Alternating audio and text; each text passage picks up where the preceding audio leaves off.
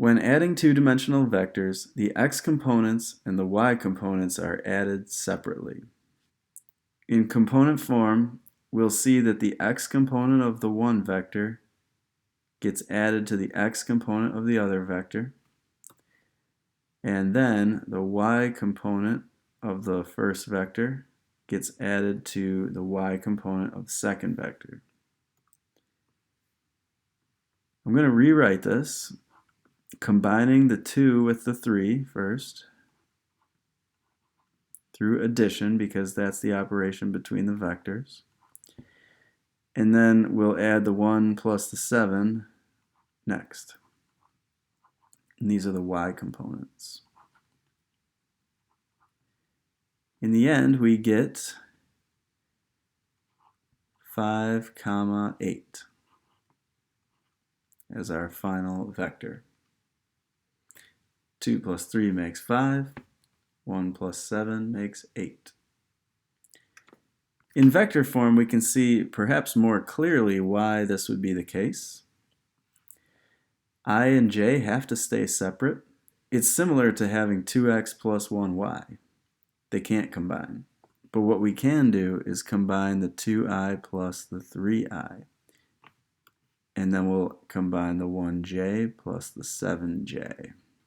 If we rearrange the terms and put the i's together on one side, and then we'll put the j's together over here, we can see that these can combine into 5i, and these can combine into 8j.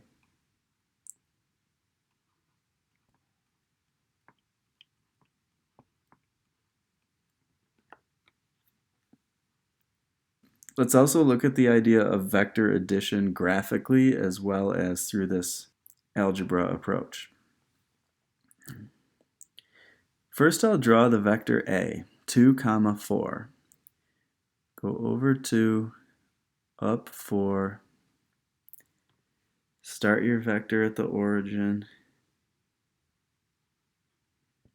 Okay, that's the vector A. B has an x component of 4 and a y component of 1.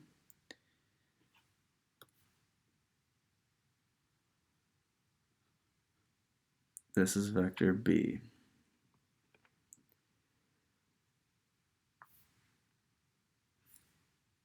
Alright, so there's a graphical method for adding vectors as well as an algebraic method. And we want to combine both the methods and see how they both yield the same results here. The graphical method I'm going to use is called the head-to-tail method. It's where we take one vector and move it so that its tail is on the other vector's head. So take B, for example. Right now, A and B are tail to tail. But I'm going to move B so that its tail is going to be on A's head. We have to preserve what the vector is, though, and the magnitude and the direction of a vector tell us everything about the vector. We have to preserve magnitude and direction. Magnitude is the length. So I'm going to start my vector B here on A's head, and I have to draw the identical vector that I see below. It has to have the same length, and it has to be going at the same angle. That's vector B. Now, interestingly, I could perform this operation by moving A's tail to B's head. And what would happen then? We have to preserve the same angle and length.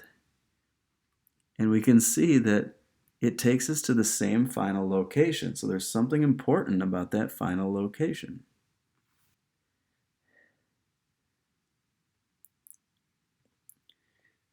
So let's just do a little algebra real quick. We'll do A plus B plus B. Okay, that's going to be 2, 4 plus 4, 1 Add the x components.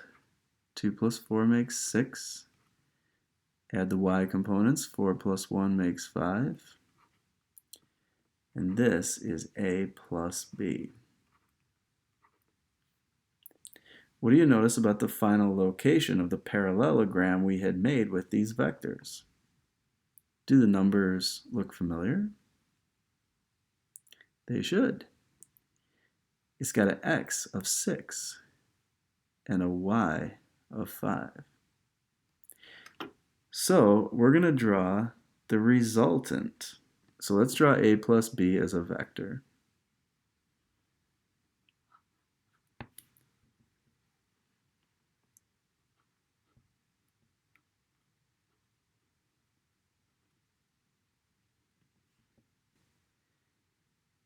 A plus b is called a resultant. A resultant occurs when you add two or more vectors together, yielding a vector sum of the two.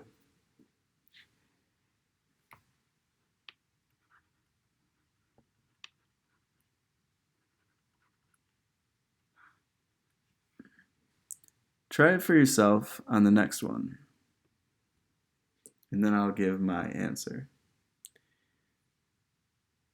Okay, let's start by graphing vector A. We go to the left 5 units, and then up 1.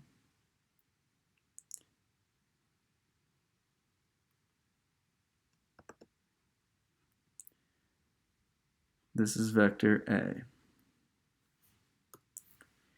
Now let's graph vector B. 2, negative 6, over 2, down 6.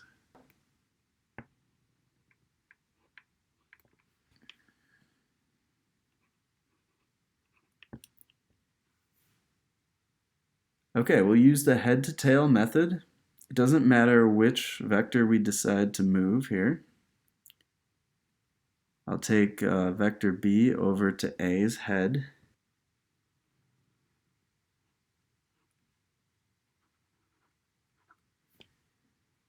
Okay, that's the result I get.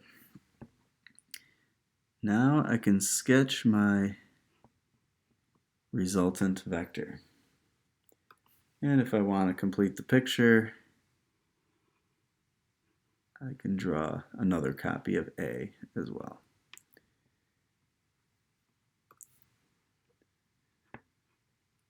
So this is A plus B.